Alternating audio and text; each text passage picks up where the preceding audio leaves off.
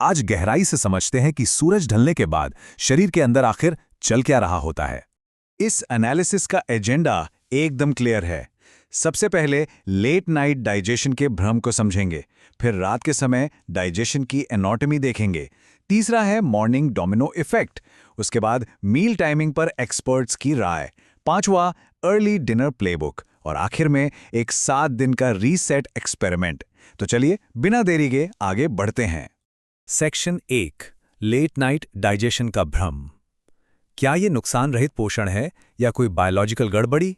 चलिए देखते हैं।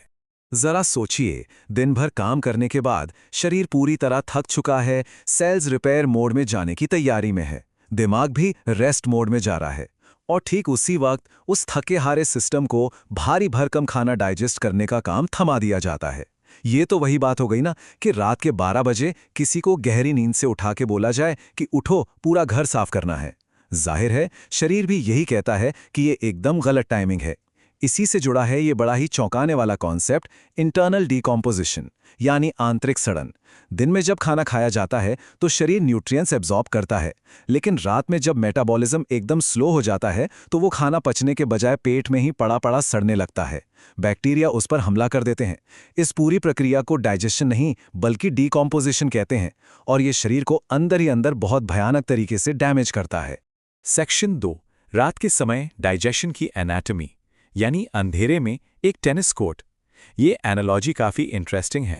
ये जो नंबर है ना 2700, ये बहुत ही क्रूशियल है। स्विस एनाटोमिस्ट कार्ल अर्नेस्ट बॉक की रिसर्च बताती है कि हमारी स्मॉल इंटेस्टाइन यानी छोटी आंत का एब्जॉर्प्शन एरिया लगभग 2700 स्क्वायर फीट होता है। आसान शब्दों में कहें तो पेट के अंदर लिटरली एक पूरे टेनिस कोर्ट जितनी जगह है जहां खाने का एक एक कण एब्जॉर्ब होता है। लेकिन जरा सोचिए, रात के समय ये विशाल टेनिस कोर्ट पूरी तरह अंधेरे में पड़ा होता है, सिस्टम शटडाउन हो चुका है। अब जो भी खाना वहां पहुंचता है वो बस लावारिस की तरह वहीं पड़ा रह जाता है। और जब वो खाना उस अंधेरे टेनिस कोर्ट में पड़ा रहता है तो बायोलॉजिकल लेवल पर तबाही मच जाती है। सबसे डरावना है इंसुलिन स्पाइक। रात को खाने से इंसुलिन इतनी तेजी से शूट करता है कि शरीर उस शुगर को एनर्जी में बदलने के बजाय सीधा फैट में डिपॉजिट कर देता है। लिटरली रात को खाना नहीं, सीधा फैट खाया जा रहा है। इसके अलावा जो खाना सड़ता है उससे इतनी गैस बनती है कि सीवियर ब्लोटिंग शुरू हो जाती है। यही नहीं, ये टॉक्सिन्स जब ब्लड स्ट्रीम में जाते हैं ना तो स्किन इन्फ्लेमेशन और एक्ने जैसी दिक्कतें होती हैं। सोते वक्त एसिड रिफ्लक्स और कब्ज तो आम बात है, और तो और अंदरूनी सूजन से फिजिकल स्ट्रेच मार्क्स तक उभर सकते हैं। ये पूरा का पूरा एक बहुत ही खतरनाक बायोलॉजिकल चेन रिएक्शन है। अब आते हैं सेक्शन 3 पर, द मॉर्निंग डोमिनो इफेक्ट। रात की आदतें कैसे अगले दिन की एनर्जी तय करती हैं, इसे समझना बहुत जरूरी है। रात के इस बायोलॉजिकल क्लैश का असर सिर्फ रात तक नहीं रहता, इसका सीधा असर अगली सुबह दिखता है। अगर 2 अलग अलग आदतों को कंपेयर करें तो जो इंसान रात को जल्दी डिनर कर लेता है वो अगली सुबह एकदम फ्रेश, हल्का और फुल एनर्जी के साथ उठता है। माइंड एकदम क्लियर होता है। वहीं इसके उलट लेट नाइट खाने वाले लोग जब सुबह उठते हैं तो उनकी एनर्जी एकदम डाउन होती है, दिमाग क्लाउडी रहता है और बिना किसी वजह के बहुत ज्यादा चिड़चिड़ापन महसूस होता है। ये कोई साइकोलॉजिकल वहम नहीं है, इसके पीछे सॉलिड साइंस काम कर रही है।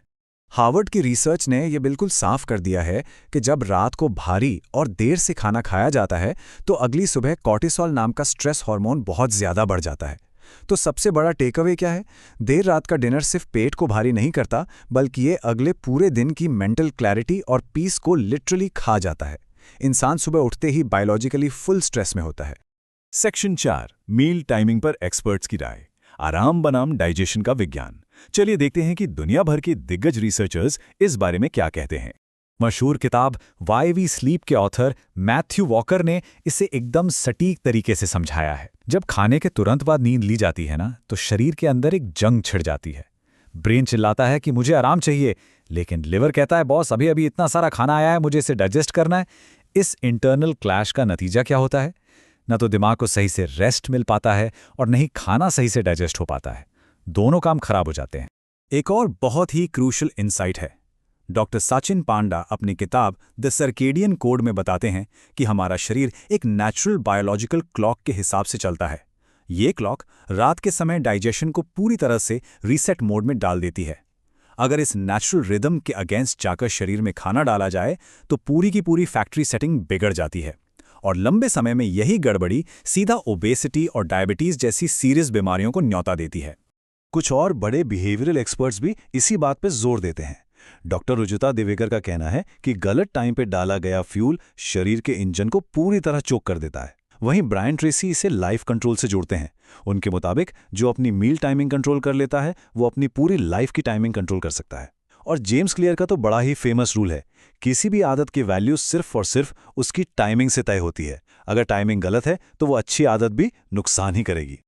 आगे बढ़ते हैं सेक्शन 5 पर, अर्ली डिनर प्लेबुक, बदलाव के लिए एक्शनेबल स्ट्रैटेजीज। ये प्रॉब्लम तो समझ आ गई, पर अब इसका सल्यूशन क्या है? ये रहे शाम के खाने को ऑप्टिमाइज करने के 5 अचूक नियम। रूल नंबर 1 और बायोलॉजिकली सबसे इंपॉर्टेंट, डिनर और नींद के बीच सख्ती से 3 घंटे का गैप रखना है। मतलब अगर 11 बजे सोना है तो 8 बजे तक डिनर पेट में जा चुका होना चाहिए। दूसरा रूल, रात का खाना हमेशा हल्का और लो फैट होना चाहिए। तीसरा, डिनर के बाद 10 मिनट की एक स्लो वॉक। चौथा, कैफीन, चॉकलेट और मीठे से सख्त दूरी, क्योंकि ये डाइजेशन को डिले करते हैं। और पांचवा रूल, इसके जादुई रिजल्ट्स देखने के लिए इसे आज अभी से ही अप्लाई करना है। अब सबसे बड़ा सवाल आता है कि रात को खाएं क्या? जो लोग शुरुआत कर रहे हैं उनके लिए ये ऑप्शंस बेस्ट हैं। मूंग दाल का सूप, ये हाई प्रोटीन है और पचाने में बेहद आसान। उबली हुई सब्जियां, इनमें फाइबर होता है और ये मेटाबॉलिज्म पर बिल्कुल प्रेशर नहीं डालती। और सबसे बढ़िया खिचड़ी, एकदम बैलेंस्ड, बॉडी रिकवरी में मददगार और पेट के लिए एकदम लाइट।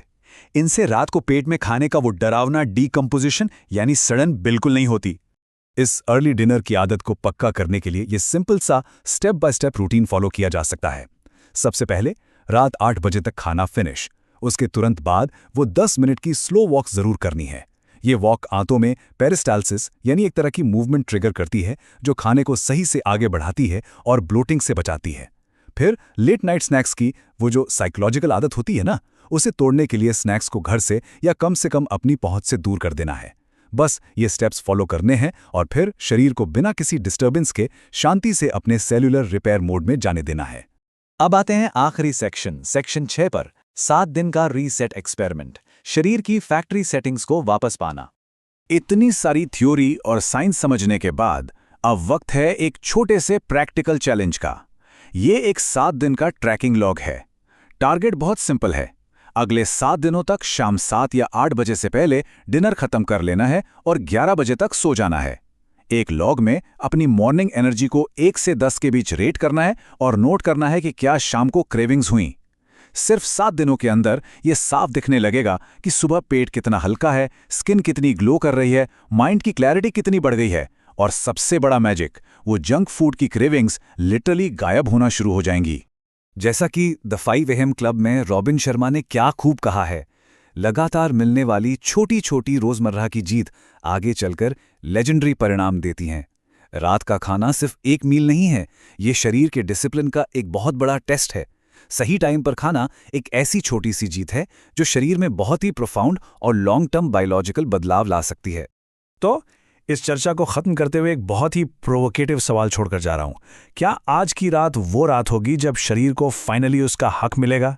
क्या आज उसे आराम और रिपेयर करने का मौका मिलेगा, या फिर आज भी उसे उसी नाइट शिफ्ट पर ओवरटाइम करने और सड़ते हुए खाने को झेलने के लिए मजबूर किया जाएगा? चॉइस बिल्कुल क्लियर है और फैसला आपके, मेरा मतलब है हर व्यक्ति के अपने हाथ में है। आज की इस चर्चा में बस इतना ही। सीखते रहिए और आगे बढ़ते रहिए।